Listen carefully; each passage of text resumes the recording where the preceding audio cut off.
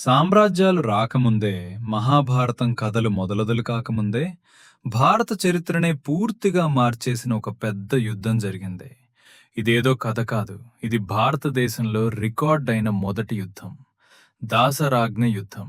దీనికి మన దగ్గరున్న ప్రధాన ఆధారం ఏంటంటే ఋగ్వేదం. ఈ సూక్తులు కేవలం దేవుళ్లను పొగిడే పాటలు కాదు, అవి అప్పటి యుద్ధాలపై రాసిన గుట్టు గుట్టు రిపోర్టులు లాంటివి. ఈ కథ జరిగిందెక్కడంటే పంజాబ్ ప్రాంతం. అప్పట్లో సప్త సింధు అని పిలిచే నదులతో నిండిన సారవంతమైన భూమి.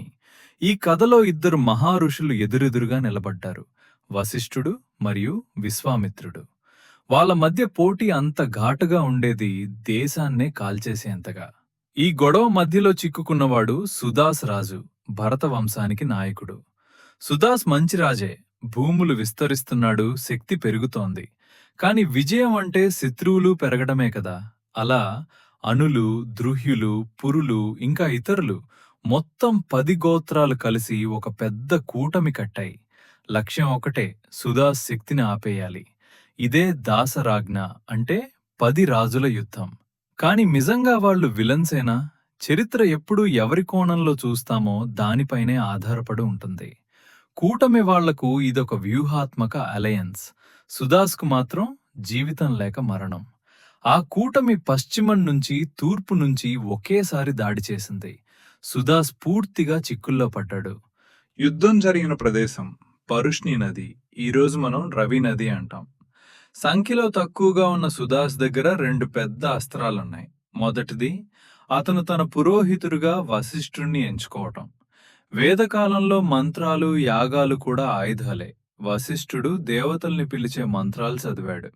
రెండోది, సుదాస్కు అండగా నిలిచిన దేవుడు ఇంద్రుడు, వజ్రాయుధం పట్టినవాడు, వర్షానికి మెరుపులకు దేవుడు. శత్రువులు దగ్గర పడుతుండగా మంత్రాలు గాల్లో మార్మోగాయి. ఇది కేవలం యుద్ధం కాదు, మానసిక ఆధ్యాత్మిక పోరాటం. అప్పుడే కథ మలుపు తిరిగింది. అప్పటి వరకు దాటగలిగిన పరుష్ణి నది అకస్మాత్తుగా ఉప్పొంగి ఉగ్రరూపం దాల్చింది. తూర్పు వైపు నుంచి వచ్చిన సైన్యం అక్కడే ఆగిపోయింది. 2 వైపులా దాడి చేసే ప్లాన్ పూర్తిగా ఫెయిల్. ఇప్పుడు సుదాస్ ఎదురుగా ఒక్క సైన్యమే. అవకాశం చూసి సుదాస్ సైన్యం పశ్చిమ వైపు ఉన్న శత్రువులపై దాడి చేసింది. మంత్రాలు చెప్తున్నట్టు ఇంద్రుడే స్వయంగా యుద్ధంలో దిగాడట. శత్రువులలో గందరగోళం మొదలైంది. వాళ్లు వెనక్కి తగ్గుతూ ఆ ఉప్పొంగిన నది ఒడ్డుకు చేరుకున్నారు. అస్తవ్యస్తంగా పారిపోతూ చాలా మంది నదిలో కొట్టుకుపోయారు. నదే వాళ్ల ఓటమికి ముద్ర వేసింది. ఉదయం అయ్యేసరికి అంత పెద్ద కూటమి పూర్తిగా చెల్లాచెదరైంది. సుదాస్ విజేతగా నిలిచాడు. పురులు, అనులు, ద్రుహ్యులు ఎవరో లోబడ్డారు, ఎవరో పశ్చిమానికి వెళ్ళిపోయారు. ఆ ప్రాంతపు గోత్రాల మ్యాప్ పూర్తిగా మారిపోయింది. భరతులు ఇప్పుడు శక్తివంతమైన రాజ్యంగా మారారు. ఆ పేరు క్రమంగా భూమి పేరుగా మారింది, భారతం. ఈ యుద్ధమే ఆ పేరుకి విత్తనం వేసింది.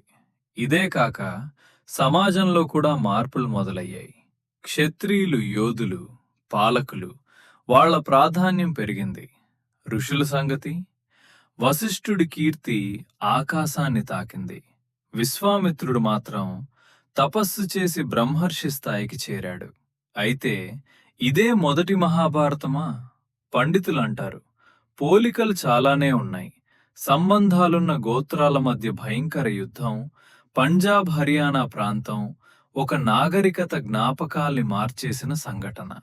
ముఖ్యంగా కురుక్షేత్రం, దోయా ప్రాంతం వేద సంస్కృతికి హృదయంగా మారింది. ఇక్కడే వేదాలు సేకరించబడ్డాయి, ఆచారాలు రూపుదిద్దుకున్నాయి. మహాభారతం, రామాయణం కథలు మొదలయ్యాయి. ఓడిపోయిన వాళ్ల సంగతి, కొన్ని సిద్ధాంతాల ప్రకారం ద్రుహ్యులాంటి గోత్రాలు వాయువ్య దిశగా వెళ్లి దూర ప్రాంతాల సంస్కృతులతో కూడా కలిసి ఉండొచ్చు. ఇది ఇప్పటికీ నిరూపితం కాలేదు, కాని ఆసక్తికరమే. ఇక్కడే చరిత్రకి 2 పొరలు కనిపిస్తాయి. ఒకటి, నిజమైన భూ కోసం, అధికారం కోసం జరిగిన యుద్ధం. 2, విజేతలు దాన్ని దేవతల నాటకంలా ఎలా గుర్తుపెట్టుకున్నారో. ఇంద్రుణ్ణి పురంధరుడుగా చూపటం, యుద్ధాన్ని దేవుడి సంకల్పంగా చూపటం, ఇవి వేల ఏళ్ల పాటు కొనసాగిన నమూనాలు.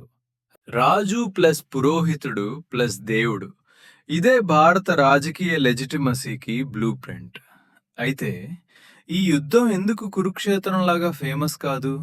కారణం సింపుల్. మహాభారతం ఒక పెద్ద కథ, అందరికీ అర్థమయ్యేలా ఉంది. ఋగ్వేదం మాత్రం గుట్టుగా సంకేతాల్లో, కవితలలో దాగుంది. అందుకే చరిత్రకారులు వందేళ్లుగా పేర్లు, నదులు, సంఘటనలు జోడిస్తూ పజిల్ విప్పుతున్నారు. ఆర్కియాలజీ ఏమంటుంది? ఇది ఇండస్ వ్యాలీ తర్వాత ఇనుపయుగానికి ముందున్న కాలం. పెయింటెడ్ గ్రేవేర్, మట్టి పాత్రలు, చక్రాలున్న రథాల అవశేషాలు, వీటే అప్పటి గుర్తులు.